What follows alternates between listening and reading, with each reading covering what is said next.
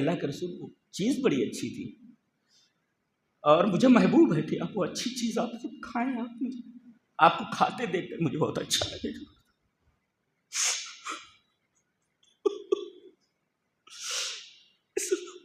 ایسے لوگ بھی گزرے، تبھی تو نبی کریم صلی اللہ علیہ وسلم نے اللہ کی قسم کھائی، فواللہ ما علمت انہ یحب اللہ ورسولہ، یہ اللہ اور اس کے رسول سے بڑی محبت کرتا ہے، اس کے اوپر لعنت مت کرو، جبکہ وہ شرابی تھے۔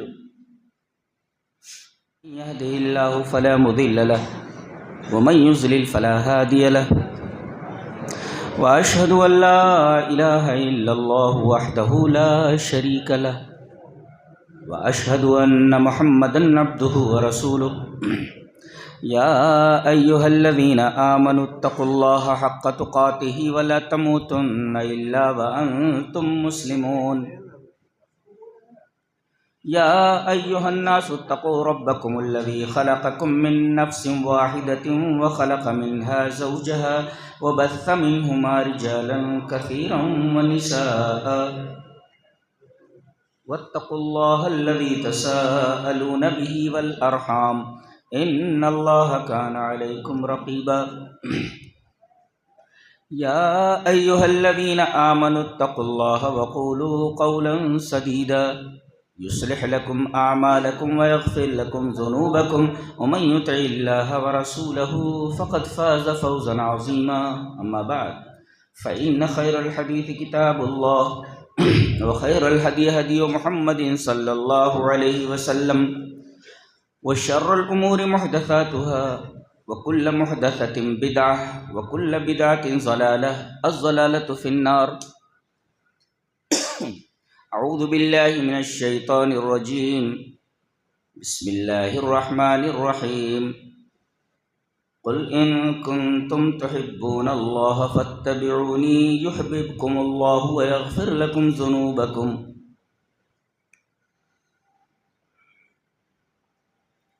حضرات، علماء کرام، محترم بزرگوں، نوجوان بھائیوں، پیارے بچوں، خواتین اسلام، موضوع ہے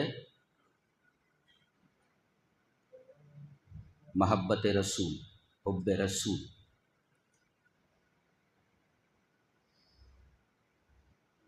یعنی ہاؤ ٹو لو محمد صلی اللہ علیہ وسلم۔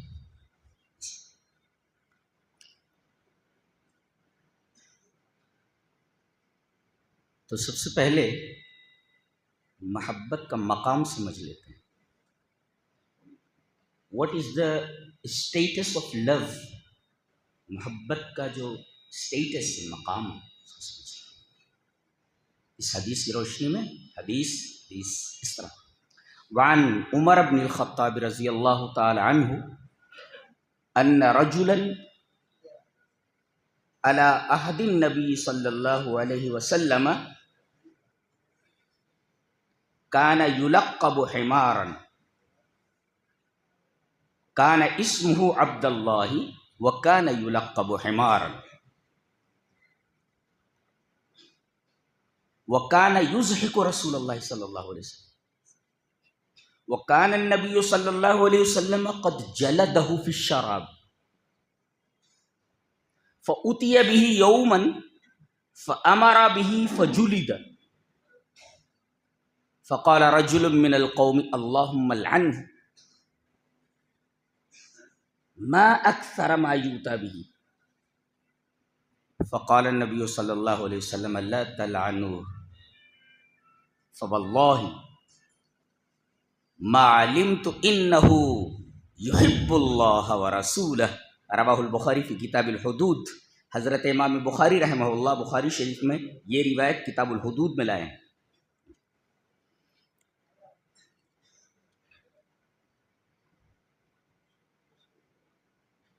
حضرت عمر ابن خطاب فرماتے ہیں، راوی ہیں وہ،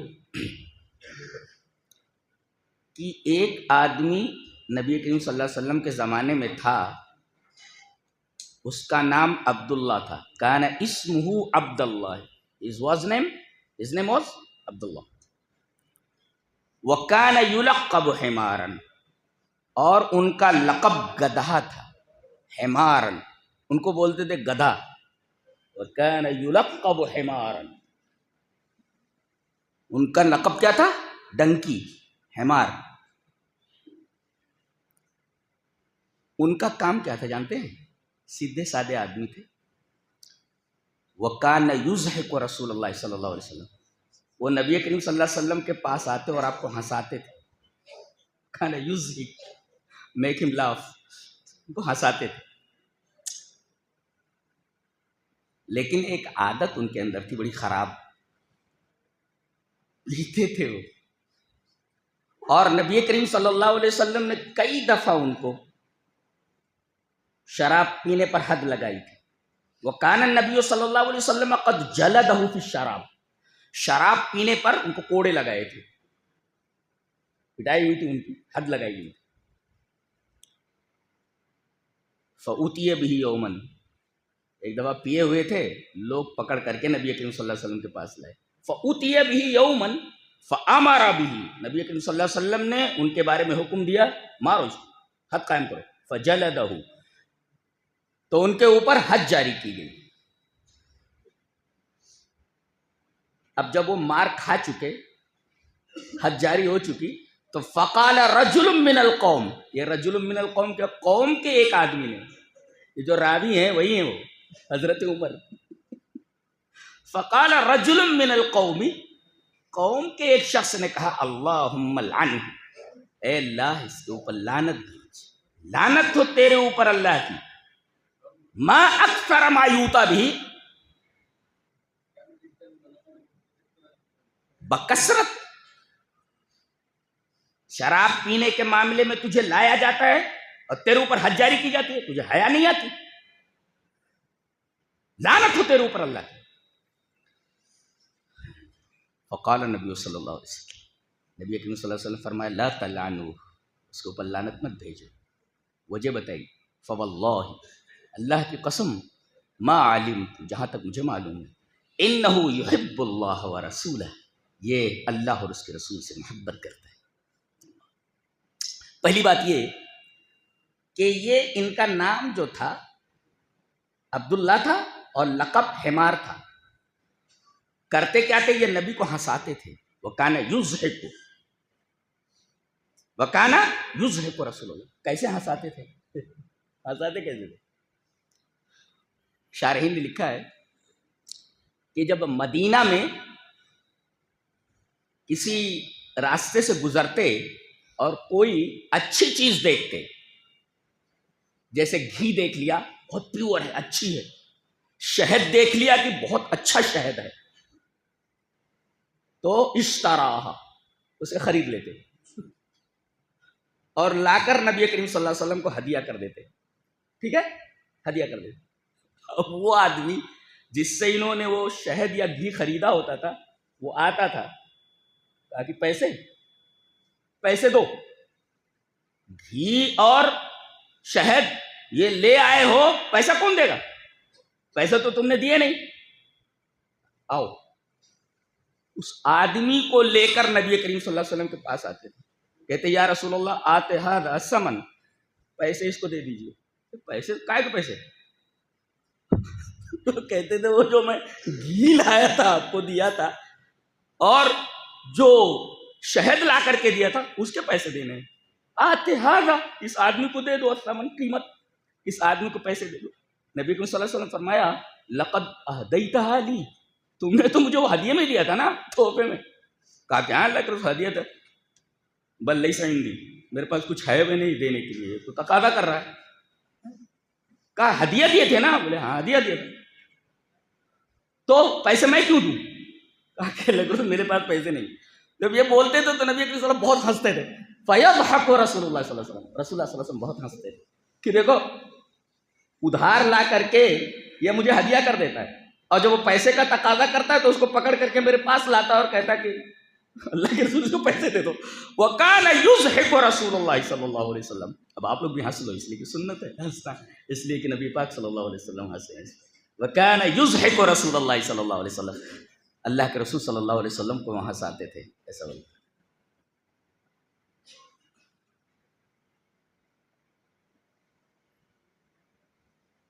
سوال یہ ہے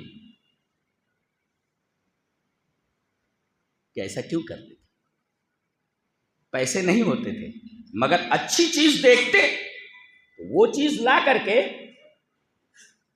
اسے بند کر دو بھائی، بند کر دو اللہ کے لیے موبائل میں۔ اتنی سیریس تقریر ہوئی ہے، موبائل کیسے چلا لیتے؟ تو نبی کریم صلی اللہ علیہ وسلم کو ہنساتے تھے۔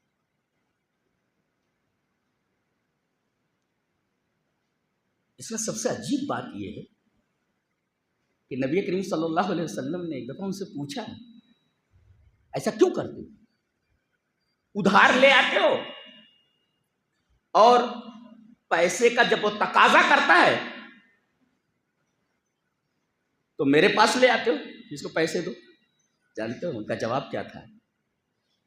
اے اللہ کے رسول، احببت ان تاکلوا، مجھے اچھا لگتا ہے کہ آپ وہ اچھی چیز کھا لیں، مجھے یہ چیز بہت محبوب ہے کہ وہ اچھی چیز مجھے دکھی، مجھے پسند ہے، مجھے محبوب ہے کہ آپ وہ اچھی چیز میرے سامنے آپ تناول فرمائیں، کھا لیں۔ آدمی کے پاس پیسہ نہیں مگر اچھی چیز لا کر کے نبی کریم صلی اللہ علیہ وسلم کو دیتے، اور نبی کریم صلی اللہ علیہ وسلم پوچھ رہے پیسہ نہیں تو خرید کر کیوں لاتا ہے، کیوں لے آتا ہے ادھر اور پیسے مجھ سے دلواتا ہے؟ کہنے لگے کہ اللہ کے رسول وہ چیز بڑی اچھی تھی اور مجھے محبوب ہے کہ آپ وہ اچھی چیز آپ خود کھائیں، آپ کو کھاتے دیکھ کر مجھے بہت اچھا لگے گا۔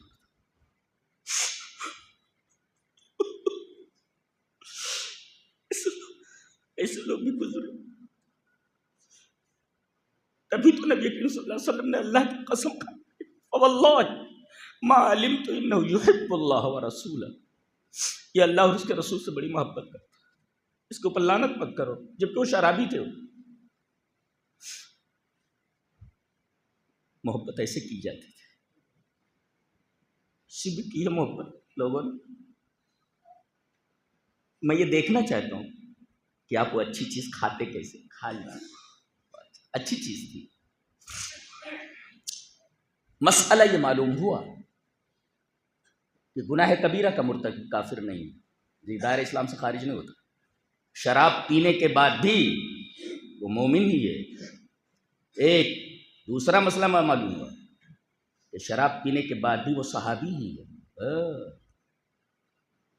شراب پینے کے بعد بھی وہ مومن ہے۔ دوسرا مسئلہ یہ معلوم ہوا کہ گناہ کبیرہ کے ارتکاب کے بعد آدمی دائرے ایمان سے اور دائرے صحابیت سے خارج نہیں ہوتا، وہ اب بھی مومن ہے اور اب بھی نبی کا صحابی ہے۔ یہ نبی کریم صلی اللہ علیہ وسلم سے محبت کا مقام ہے۔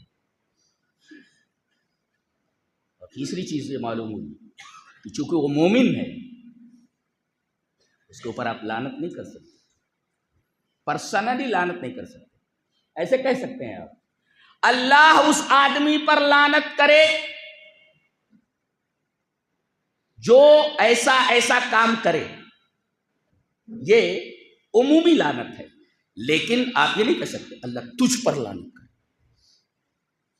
تخصیص کر کے کہے دوست نہیں ہے اس مومن کے بارے میں۔ نبی کریم صلی اللہ علیہ وسلم فرمایا اللہ تلعنوہ، اس پر لعنت مت کرو، اور وجہ بتائی فاللہ ما علمت انہ یحب اللہ ورسولہ، اس لیے کہ وہ اللہ اور اس کے رسول سے بڑی محبت کرتا۔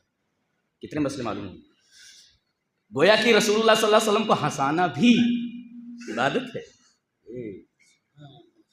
ہنسانا بھی عبادت ہے، اور رسول اللہ صلی اللہ علیہ وسلم کو کھاتے ہوئے دیکھ کر خوش ہونا یہ بھی ایمان کا حصہ ہے، ایمان کا حصہ ہے۔ ہمارا نبی کتنا پیارا رہا ہوگا نہیں، اور یہ محبت کرنے والے کیسے پیارے تھے، کتنے پیارے تھے۔ اپنے دل کو ٹٹولو، ایسی کوئی محبت ذرہ برابر بھی نبی کے تعلق سے ہے؟ غریب لوگ تھے بس۔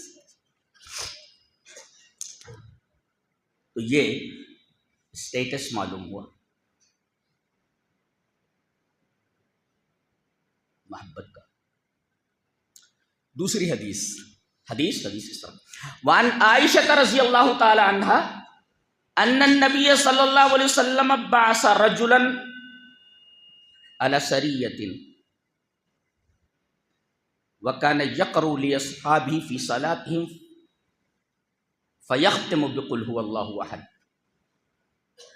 فلما رجعوا ذكروا ذلك للنبي صلى الله عليه وسلم فقال النبي صلى الله عليه وسلم صلوه لأي شيء يصنع ذلك فسألوه فقال لأنها صفة الرحمن وأنا أحب أن أقرأ بها فقال النبي صلى الله عليه وسلم أخبروه أن الله يحبه رواہ البخاری فی کتاب التوحید. حضرت امام بخاری رحمہ اللہ اس حدیث کو بخاری شریف کتاب التوحید میں ایسے ہی لائے. میں نے پوری روایت، جیسے کہ میری عادت ہے میں پوری روایت ریفر کر دی ہے.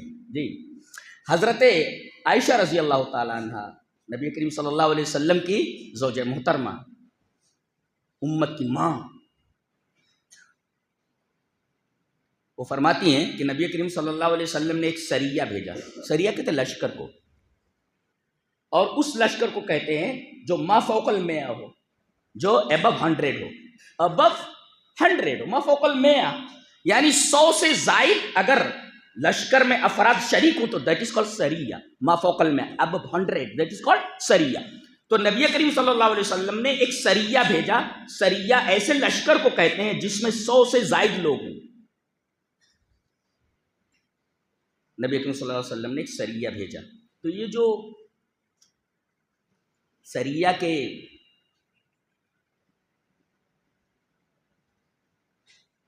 لیڈر تھے، کمانڈر تھے، نماز وہی پڑھاتے تھے. گویا مسجد کا متولی، ہیڈ، مسجد کا ذمہ دار بہتر یہ کہ نماز وہی پڑھائے.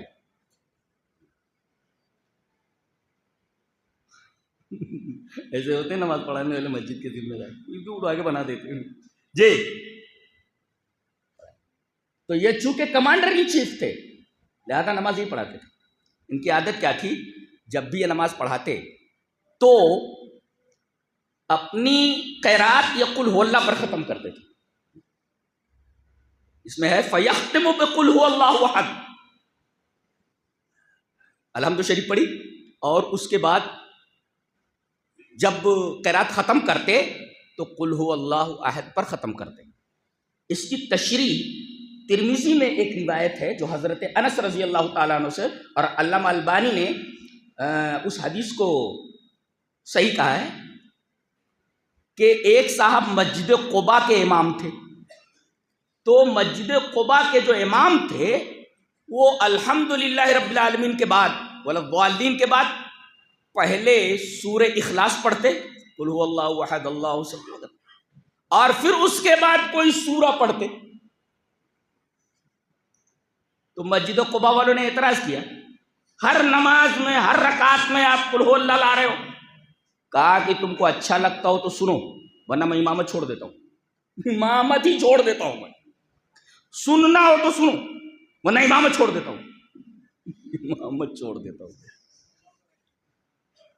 تو گویا کہ آپ الحمدللہ رب العالمین الحمد شریف پڑھنے کے بعد کوئی سورہ پڑھیں، بعد میں قل هو اللہ پڑھیں، یا پہلے قل هو اللہ پڑھ لیں بعد میں کوئی سورہ پڑھیں. ایک مسئلہ معلوم ہوا کہ ایک رکعت میں 2 سورتیں پڑھنا جائز ہے. مسئلہ معلوم ہوا یعنی ہر رکعت میں، یعنی ایک رکعت میں ہر رکعت میں 2 سورتیں پڑھنا جائز ہے. جیسے کہ پہلے قل هو اللہ پڑھتے یا پہلے سورہ پڑھتے بعد میں قل هو اللہ پڑھتے. تو ایک رکعت میں 2 سورتیں پڑھنا جائز ہے. یہ پڑھتے تھے نا وہ امام جو تھے مسجد قباء کے، وہ بھی، اور یہ جو کمانڈر ان چیف تھے سریہ کے، وہ بھی پڑھتے تھے. ایک مسئلہ معلوم ہوا کہ ایک رکعت میں 2 سورتیں پڑھی جا سکتی ہے. مسئلہ معلوم ہوا.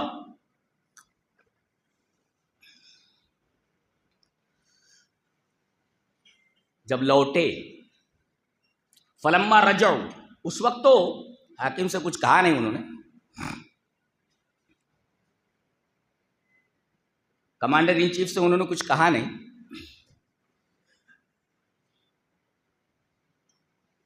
فلما رجعوا کہ بھئی اگر کمانڈر ان چیف کے اوپر اعتراض کریں گے تو کہیں کوئی فتنہ نہ پیدا ہو جائے. انہوں نے کچھ کہا نہیں، چپ چاپ ان کے پیچھے نماز پڑھ لیتے. فلما رجعوا، جب وہ لوٹے تو ذکروا ذالک للنبی صلی اللہ علیہ وسلم، آئے اور نبی کریم صلی اللہ علیہ وسلم سے کہا کہ اللہ کے رسول ایک ڈاؤٹ ہے. کہا کہ کیا؟ کہا کہ وہ جو آپ نے ہم لوگوں کا لشکر جو تھا اس کے اوپر جس کو کمانڈر ان چیف آپ نے مقرر کیا تھا، وہ ہر رکعت میں قل ہو اللہ پڑھتا تھا. کیا نکتہ معلوم ہوا؟ کہیں کوئی شبہ پیدا ہو جائے شریعت کے مسئلے میں تو نبی کی طرف پلٹا جائے کہ نبی نے اس سلسلے میں کیا کہا ہے. پیر صاحب کی نہیں چلتی ہیں، امام صاحب کی نہیں چلتی. دیکھو وہ خاموش رہے وہ، اور جب لوٹے تو ڈائریکٹ نبی کریم صلی اللہ علیہ وسلم کے پاس آئے. لہذا اگر کسی مسئلے میں شبہ ہو جائے تو حدیثوں کی طرف لوٹیے، وہی فیصلہ ہوگا. فلما رجعوا ذکروا ذلک للنبی صلی اللہ علیہ وسلم. ہم کو کسی امام کی طرف نہیں لوٹنا ہے، ہم کو کسی پیر فقیر کی طرف نہیں لوٹنا ہے، ہمیں کسی شخصیت کی طرف نہیں لوٹنا ہے، بلکہ اگر شریعت کے کسی مسئلے میں اختلاف ہو جائے یا شبہ ہو جائے تو پلٹو اللہ اور اس کے رسول کی طرف. یہ مطلب ہے فَإِن تَنَازَعْتُمْ فِي شَيْءٍ فَرُدُّوهُ إِلَى اللَّهِ وَالرَّسُولِ. یہ مطلب ہے. یہ مسئلہ معلوم ہوا. نبی کریم صلی اللہ علیہ وسلم فرمایا اچھا ایسا کرتے تھے کیا؟ اچھا جاؤ ان سے پوچھو. سلو لِأَيِّ شَيْءٍ يَصْنَعُ ذَلِكَ. ایک نکتہ یہ بھی معلوم ہوا، کوئی کسی پر الزام لگائے تو حکم لگانے سے پہلے اس کے اوپر پہلے تحقیق کر لو. یہاں کیا ہے؟ یعنی آپ نے سنا، سننے کے بعد آپ نے حکم لگا دیا. ارے بھائی کوئی بات آپ کے کانوں تک آئے تو سننے کے بعد فوراً آستین نہ چڑھا لو. ارے بھائی تحقیق کر لو اس نے کہا یا نہیں کہا، یہ بات ہوئی ہے کہ نہیں. یہ معلوم ہوا نبی کریم صلی اللہ علیہ وسلم نے فوراً حکم نہیں لگایا، بلکہ کہا جا کر کے ان سے پوچھو. لِأَيِّ شَيْءٍ يَصْنَعُ ذَلِكَ. وہ ایسا کیوں کرتے ہیں؟ ہر رکعت میں قل ہو اللہ پڑھتے ہیں، ان سے پوچھو. تو نکتہ یہ معلوم ہوا کہ کوئی بات کانوں تک آئے تو فوراً آستین مت چڑھا لو، بلکہ پہلے اس معاملے کی تحقیق کرو. میں کہتا ہوں حدیث کے اس ٹکڑے پر اگر ہمارا معاشرہ عمل کر لے تو بہت سارے بکھیڑے جو کھڑے ہو جاتے ہیں سنی سنائی باتوں پر، آدمی مسئلے کو کہاں سے کہاں تک کھینچ ڈالتا ہے، یہ بکھیڑے ختم ہو جائیں گے اس ایک ٹکڑے پر عمل کرنے کی وجہ سے. لِأَيِّ شَيْءٍ يَصْنَعُ ذَلِكَ. ان سے پوچھو. یہ احادیث سے استدلال ہے جی، یہ چلانا اور شور مچانے کا نام تقریر تھوڑی ہے جی. لِأَيِّ شَيْءٍ يَصْنَعُ ذَلِكَ. ان سے پوچھو کہ ایسا وہ کیوں کرتے ہیں. لوگ آئے اور کہنے لگے کہ وہ جو آپ ہر رکعت میں قل ہو اللہ گھسا دیتے تھے، ہم نے نبی کریم صلی اللہ علیہ وسلم سے جا کر پوچھا، انہوں نے کہا ہے کہ تم سے پوچھا جائے کہ تم ایسا کیوں کرتے، تو ہم اب پوچھنے کے لیے آئے تم ایسا کیوں کرتے. فَسَأَلُوا. ان لوگوں نے سے پوچھا تو انہوں نے جواب دیا، بڑا پیارا جواب. لِأَنَّهَا صِفَةُ الرَّحْمَنِ. اس لیے کہ سورہ اخلاص رحمان کی صفت ہے. وَأَنَا أُحِبُّ أَنْ أَقْرَأَ بِهَا. اور میں محبت کرتا ہوں کہ میں سورہ اخلاص کو پڑھوں، مجھے سورہ اخلاص سے محبت ہے. لوگ آئے اور کہا کہ اللہ کا رسول جواب دیا ہے. انہوں نے کہا کہ کیا بولے؟ بولے مجھے قل ہو اللہ سے محبت ہے. نبی کریم صلی اللہ علیہ وسلم نے کہا پھر جاؤ ان سے بولو تمہیں قل ہو اللہ سے محبت ہے. اخبرو، انہیں خبر دے دو ان اللہ یحب، اللہ بھی ان سے محبت کرتا ہے. اللہ ان سے محبت کرتا ہے. اچھا سورہ اخلاص میں ہے کیا؟ خالص توحید ہے اور خالی اللہ کی صفت ہے. اللہ کے نام کے بعد فوراً کتنی صفتیں بیان کی گئی ہیں؟ 4 صفتیں. اللہ احد، یکتا، احد فی صفاتہ، احد فی اسمائہ، احد فی افعالہ. منفرد ہے، یکتا ہے. اور اس کے بعد کہا گیا الصمد، دنیا اس کی محتاج ہے، وہ کسی کا محتاج ہے. صمد اسے کہتے ہیں کہ لوگ کسی آدمی کے پاس جائیں، وہ آدمی آپ کے پاس نہ آئے. کوئی بھی ضرورت ہو تو آپ اس کے پاس جائیں، وہ آپ کے پاس نہ آئے، اس کو کہتے ہیں صمد.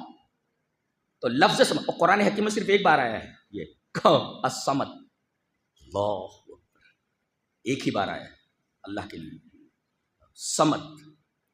تو یکتا ہے، دوسرے بے نیاز ہے، وہ سب اس کے محتاج، وہ کسی کا محتاج ہے. تیسری صفت لم یلد ولم یولد، جی اس کا نہ تو کوئی بیٹا ہے نہ اس کا کوئی باپ جی۔ اور ولم یکن لہ کفوا احد، اور اس کا کوئی ہمسر نہیں، برابری کرنے والا۔ ایک نقطہ بیان کیا ہے فاضل سامرائی نے کہ قرآن حکیم میں یہ جو لفظ کفون آیا ہے اس سورہ کریمہ میں، عجیب و غریب لفظ ہے یہ کفون۔ کفون پوری عربی زبان میں، عربی زبان کتنی وسیع ہے، پوری عربی زبان میں کوئی لفظ ایسا نہیں ہے کہ اس کے آخر میں واو اصلی ہو اور اس کے پہلے پیش ہو۔ کوفو ان یہ واو اصلی ہے، اس کے پہلے پیش ہے کو فو ان، تو واو جو ہے واو اس کے پہلے پیش ہے۔ پوری عربی زبان میں کوئی لفظ ایسا نہیں ہے کہ آخر میں واو اصلی ہو اور اس کے پہلے پیش ہو۔ یہ یہاں لایا گیا ہے یہ بتانے کے لیے فجیع بلفظ لیس لہا نذیر لمن لیس لہ نذیر، یہ لفظ ایسی ہستی کے لیے لایا گیا ہے، یہ بے نظیر لفظ ایسی ہستی کے لیے لایا گیا جو بے نظیر ہے۔ وَلَمْ يَكُنْ لَهُ كُفُوًا أَحَدٌ۔ کیا بات، نہیں سمجھ میں آیا؟ پڑھو یار تو سمجھ میں آئے گا نا۔ اللہ نے فرمایا فرمایا فرمایا کیا فرمایا ہے، کیا فرمایا وہ تو کچھ سمجھ میں آتا نہیں ہے تو بغلول کی طرح مت رہو، سمجھو اس کو۔ قرآن یہ کہتا ہے علم حاصل کرو، بغلول مت بنو۔ میری ماں اور میری ماں اور بہنیں تو ہوئی، یہ کیا ہے؟ مذاق ہے، تقریر ایک مذاق ہے یہ۔ ولم یکن لہ کفوا، اللہ کی ایک اللہ کا نام لائے، ایک صفت احد، المنفرد فی افعالہ، المنفرد فی اسمائہ، المنفرد فی صفاتہ، اور الصمد وہ کسی کا محتاج نہیں، پوری کائنات اس کی محتاج ہے، اور وہ کسی کا باپ نہیں، کسی کا بیٹا نہیں، اور نہ اس کی کوئی برابری کرنے والا ہے۔ تو انہوں نے کہا کہ اس میں اللہ کی صفت ہے، رحمان کی صفت ہے، اور جانتے ہو رحمان اسی صفت کے ساتھ اللہ عرش پر مستوی ہے۔ الرحمن علی العرش استوى، یہ نہیں کہا گیا اللہ علی العرش استوى، لا، الرحمن علی العرش استوى، کہاں مستوی ہے وہ؟ عرش پر، عرش پر مستوی۔ اور عجیب بات تو یہ ہے کہ عرش پر مستوی ہے، اور یہ جو عرش ہے مخلوق ہے یہ پوری کائنات کو گھیرے ہوئے ہے جی۔ اور اشارہ یہ ہوا کہ جب وہ اپنی صفت رحمانیت سے وہ عرش پر مستوی ہے اور عرش پوری کائنات کو گھیرے ہوئے ہے، تو گویا کہ اس کی رحمت پوری کائنات کو گھیرے ہوئے ہے۔ اس کی شرح آئی وَرَحْمَتِي وَسِعَتْ كُلَّ شَيْءٍ، میری رحمت ہر چیز کو گھیرے ہوئے ہے، وسیع ہے۔ یہ نکتہ ہے، لِأَنَّهَا سے بہت بڑے عالم تھے وہ لوگ، صحابہ کرام، معمولی مت سمجھو ان کو جی، اور ان سے زیادہ چالاک ہوشیار اس دنیا میں کوئی نہیں آیا۔ دنیا کو لات مار دیا انہوں نے، لیکن آخرت کو ہاتھ سے جانے نہیں دیا۔ کتنے ہوشیار تھے۔ ہم لوگ کیا ہے، آخرت مرنے کے بعد جو ہوگا وہ دیکھا جائے گا، دیکھا جائے گا، مرنے کے بعد پتہ چلے گا کیا ہونے والا ہے۔ ساری ہیکڑی ہوا ہو جائے گی 2 منٹ میں فرشتوں کو دیکھے تو۔ آدمی بولتا ہے، اپنے ہاتھ کو غیر محل میں استعمال کرتا ہے، غلط جگہوں پر پیر کے ذریعے جاتا ہے۔ کب تک؟ جب تک فرشتوں کو دیکھتا نہیں۔ ابھی وہ نظر نہیں آ رہے ہیں، تمہاری مدت حیات ختم ہوئی کہ ڈائریکٹ نظر آنے لگتا ہے، پھر ایسے بول نہیں سکتا، وہ بول نہیں سکتا، خالی دیکھتا ہے۔ امان تم حینئذ تنظرون، بول نہیں سکتا، ایکڑی ہوا ہو جاتی ہے۔ مرنے کے بعد دیکھا جائے گا، کیا دیکھے گا تو؟ تیری اوقات کیا دیکھے گا تو دیکھے گا، تیری اوقات خود نہا نہیں سکتا، خود کفن نہیں پہن سکتا، خود قبر نہیں کھود سکتا، ہر ایک بات میں تو محتاج ہے، تیری اوقات ہے، تو دیکھے گا مرنے کے بعد۔ تو صحابہ کرام بہت ہی چالاک، بہت ہی ہوشیار اور بڑے ہی عجیب و غریب لوگ تھے کہ انہوں نے دنیا کو تو ایک طرف رکھ دیا لیکن آخرت کو ہاتھ سے جانے نہیں دیا۔ بہت ہوشیار، دیکھو کتنی اچھی بات کہہ رہے ہو۔ لِأَنَّهَا صِفَةُ الرَّحْمَنِ، اس لیے کہ میں اس کے اندر اللہ رحمان کی صفتیں دیکھتا ہوں، اور مجھے قل ہو اللہ سے محبت ہے جس کے اندر خالص توحید ہے۔ اللہ کے رسول نے فرمایا ان سے بولو کہ تم توحید سے محبت کرتے ہو تو اللہ بھی تم سے محبت کرتا ہے۔ بڑے خوش نصیب ہوں وہ لوگ جو توحید کو سمجھتے ہیں اور توحید سے محبت کرتے ہیں۔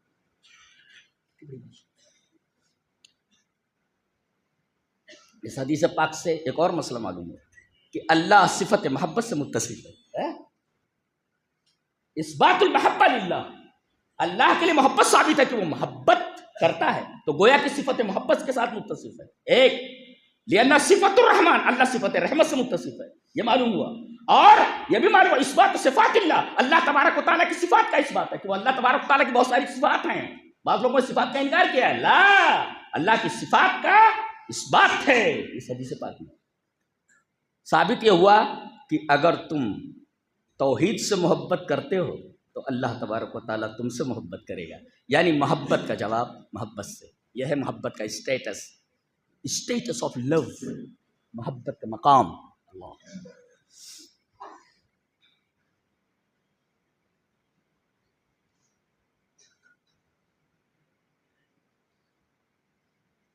اللہ سے محبت، رسول سے محبت، پھر ایک مسلمان دوسرے مسلمان سے محبت کرے۔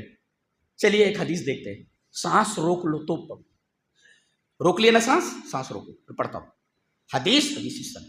وعن ابی مسلم الخولانی جی قال اتیت مسجد دمشق فاذا حلقة فيها كهول من اصحاب محمد صلی اللہ علیہ وسلم واذا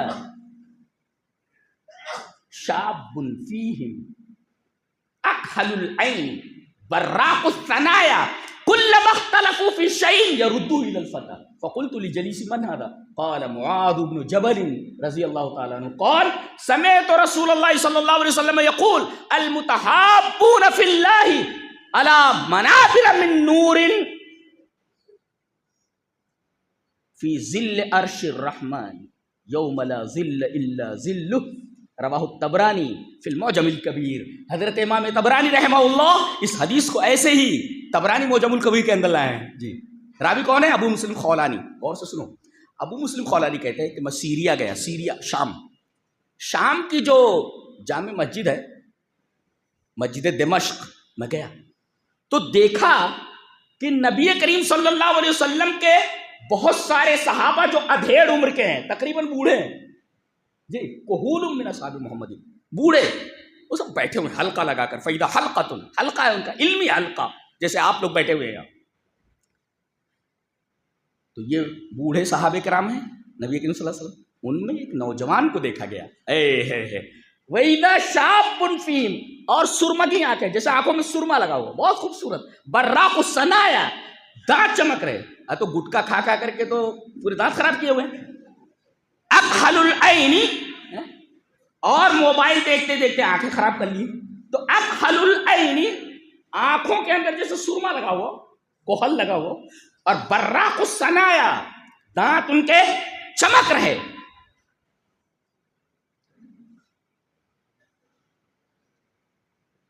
تمام بوڑھے صحابہ ہیں، ایک نوجوان ہے ان میں، آنکھیں ایسی کہ جیسے سرما لگا ہو، دانت ایسے جیسے بجلی چمکتی ہو، براق الثنایا، بجلی چمک رہی ہے، برق۔